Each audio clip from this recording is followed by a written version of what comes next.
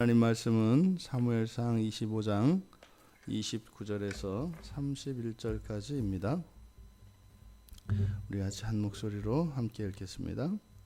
사람이 일어나서 내 주를 쫓아 내 주의 생명을 찾을지라도 내 주의 생명은 내 주의 하나님 여호와와 함께 생명싸개 속에 쌓였을 것이요 내 주의 원수들의 생명은 물매로 던지듯 여호와께서 그것을 던지시리이다.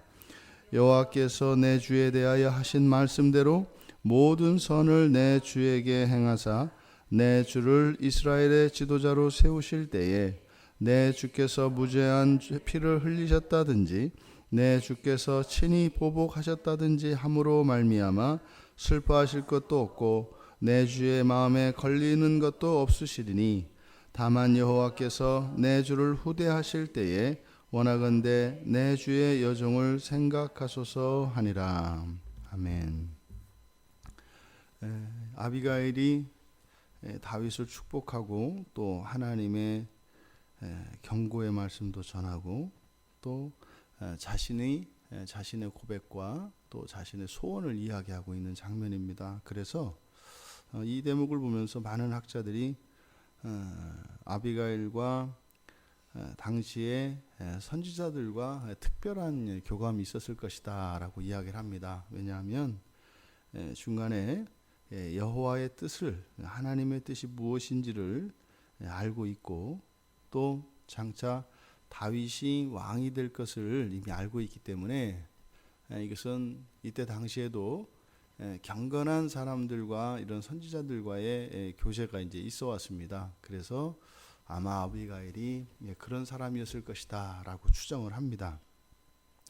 본문의 내용을 보면 아비가일이 다윗을 축복하는 장면이죠. 원수들이 다윗을 아무리 해하려고 해도 절대로 안 되고 안전할 것이다. 근데 오히려 다윗을 해하려고 하는 그 원수들이 오히려 당하게 될 것이다. 이렇게 얘기를 합니다. 여기에 아주 기가 막힌 표현이 있습니다. 여호와와 함께 생명 싸개 속에 쌓였을 것이요. 그러니까 이 표현만 봐도 말이죠. 하나님께서 이렇게 두 손으로 이렇게 감싸고 있는 그 절대적인 안전 그리고 하나님께서 소중히 여기시는 그것을 잘 표현하고 있습니다. 대신 원수들은 어떻게 해요? 물매로 던지듯이, 그러니까 돌멩이죠. 그냥 돌멩이를 집어 던지는 것 마냥 마치 다윗이 과거에 골리앗을 쓰러뜨릴 때 이 물매를 사용해서 물맷돌로 골리앗을 넘어뜨렸지 않습니까? 그러니까 그렇게 여호와께서 사용하셨던 그 물맷돌, 그것은 도구고 수단이고 버려지는 것이지요. 그러니까 지금 다윗이 특별한 기억이 있는 그 물매를 사용함으로써 과거 골리앗을 넘어뜨렸을 때 골리앗의 입장에서 보면은 정말 한 주먹거리도 안 되는 그 소년 다윗에게 넘어졌지 않습니까?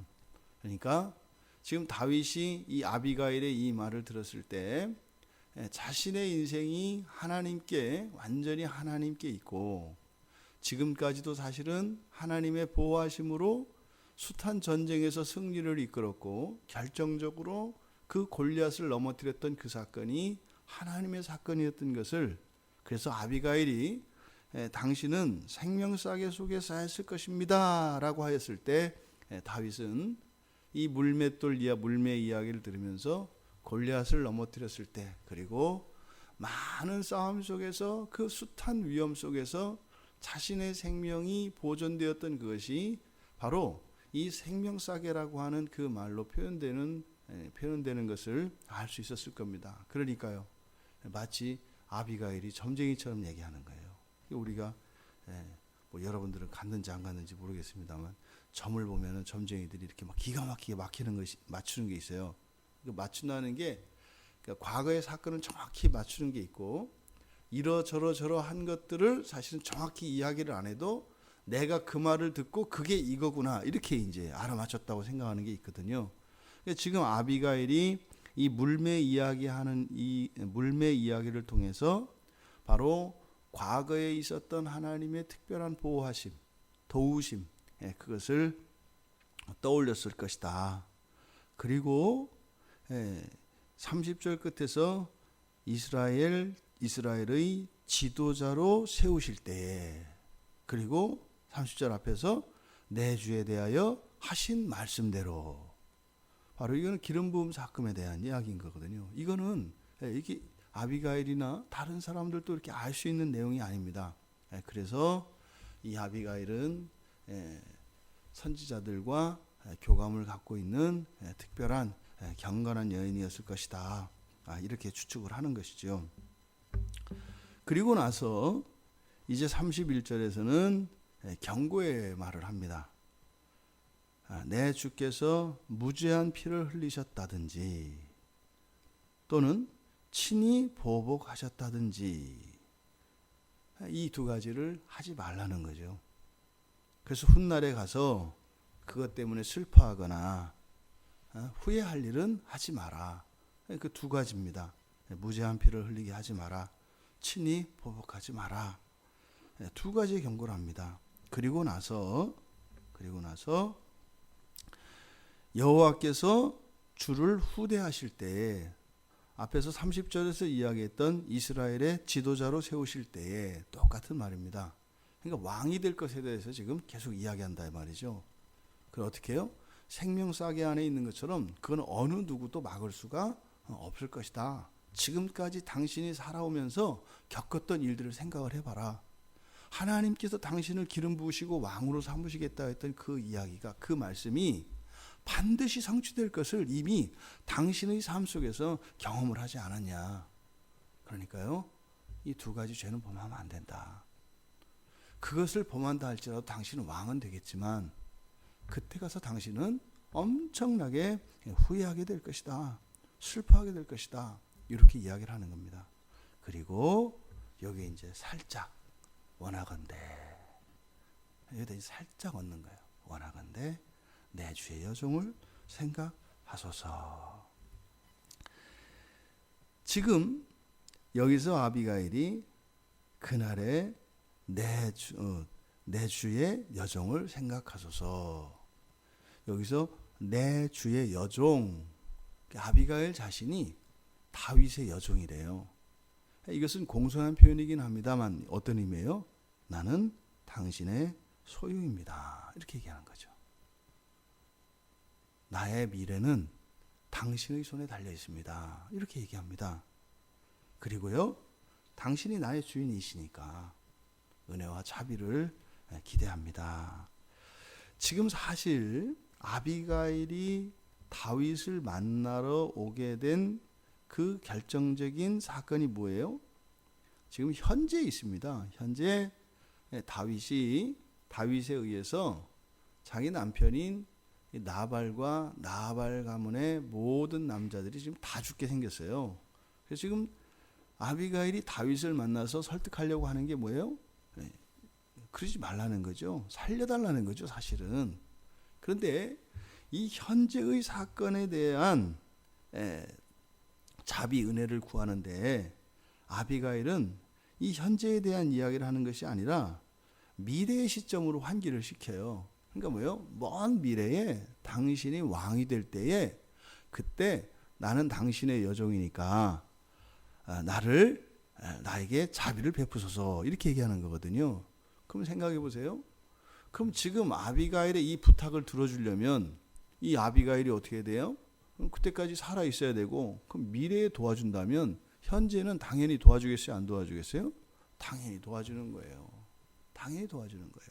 그런데 현재에 대한 어떠한 도움을 구하고 지금 소원을 청하는 아비가일의 방식이 사실은 뭐예요? 현재와 미래가 그냥 뒤섞여 있어요. 그러니까 지금 당장 지금 뭐 잘못한 거를 용서해 주세요, 살려주세요, 이렇게 하는 것이 아니라 하나님께서 기름 부으시고 미래의 왕으로 세우시기로 하셨던, 그래서 하나님의 그 약속, 그 언약이 성취되어지는 그 날에 자신에 대한 선처를 바라고 있어요. 그러면 그렇게 하기로 하면은 사실은 현재도 어떻게 돼요? 다 바뀌어버리는 거죠.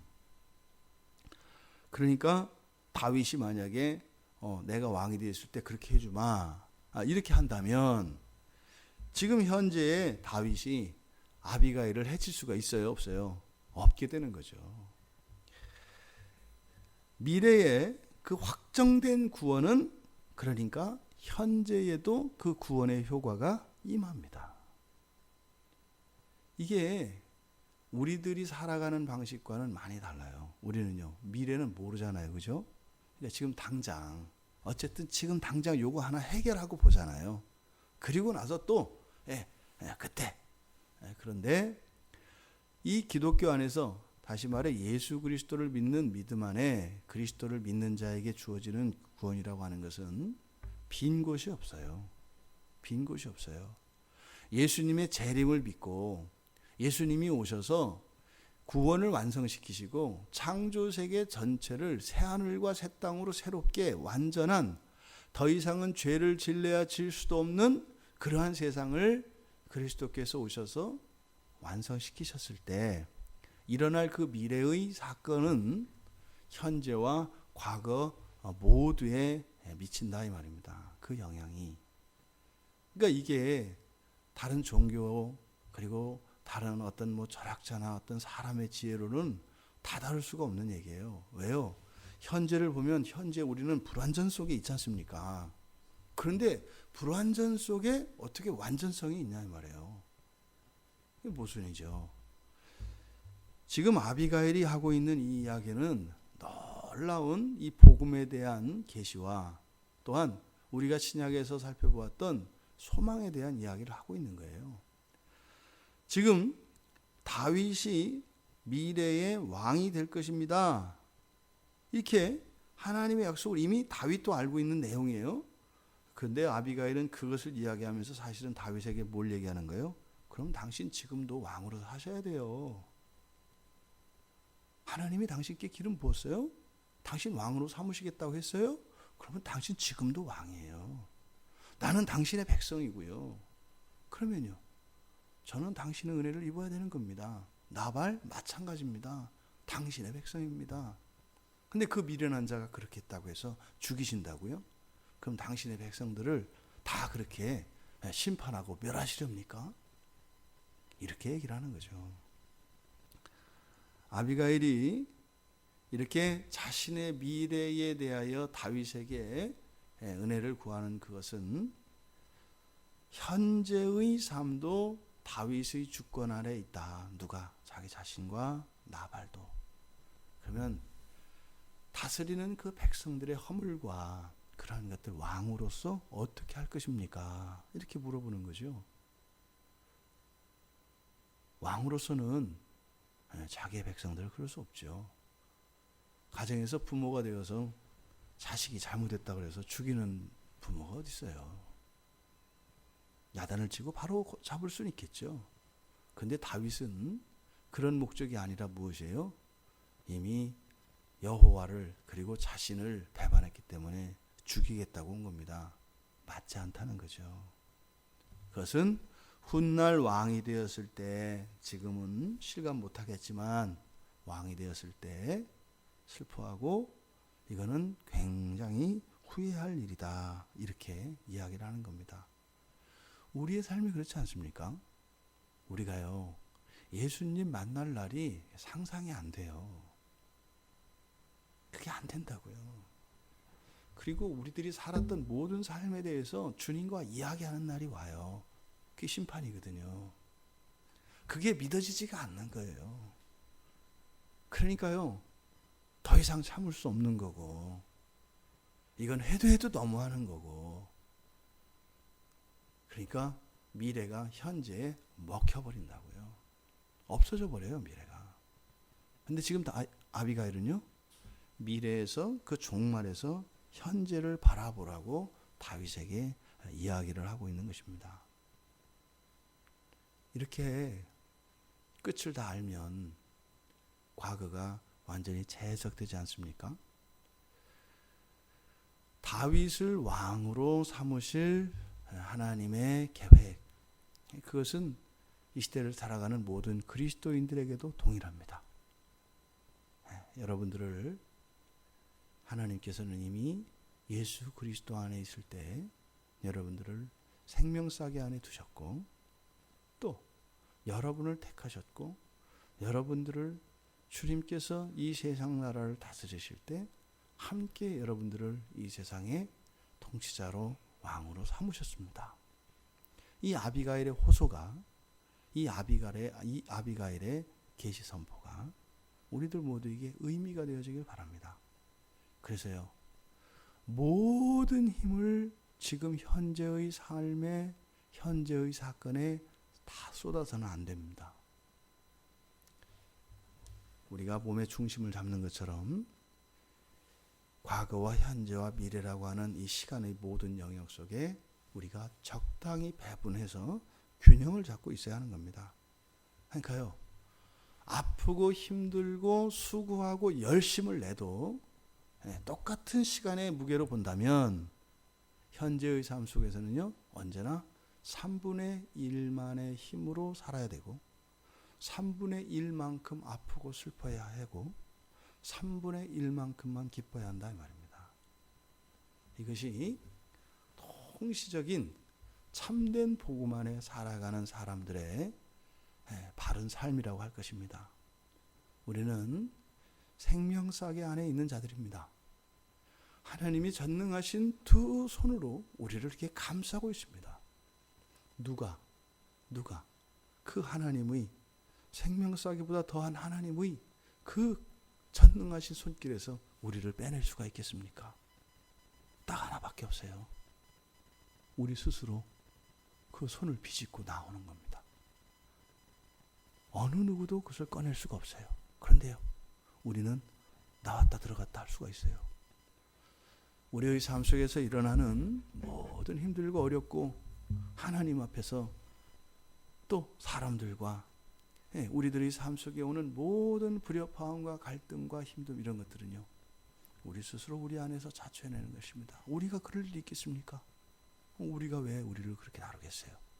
바로 우리 안에 죄가 역사해서 마치 죄가 나 자신인 것처럼, 그래서 자꾸만 하나님의 보호 울타리 밖으로 벗어나게 하려고 하는, 그래서요, 그 밖으로 나가서 돌길에 채이고 가시에 긁히고 이렇게 우리들을 자꾸 상처 입히려고 하는 것이죠.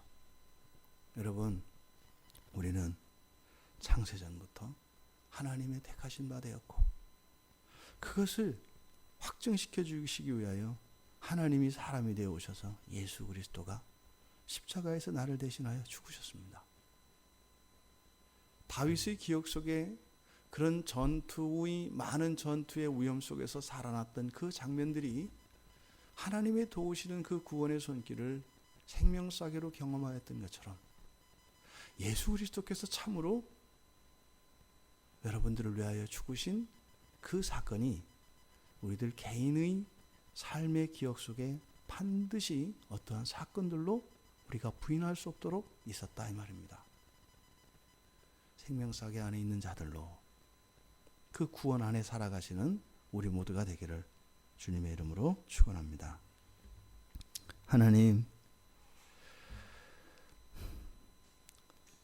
구원이 우리 주 예수 그리스도께 있사오니 지금까지 저희들이 살면서 누렸던 그리고 경험하였던 그 하나님의 은혜의 손길들을 되생각나게 하여 주셔서 현재의 삶을 살아가되 믿음 안에서 하나님의 절대적인 보호 안에서 평화를 유지하며 믿음을 따라 살아갈 수 있는 저희들이 되게 하여 주시옵소서.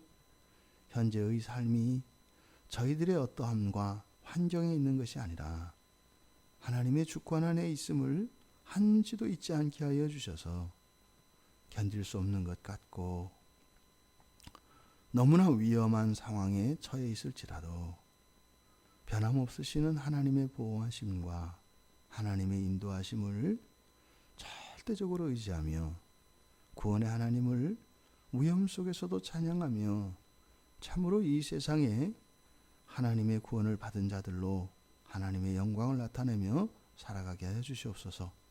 예수님의 이름으로 기도드리옵나이다. 아멘.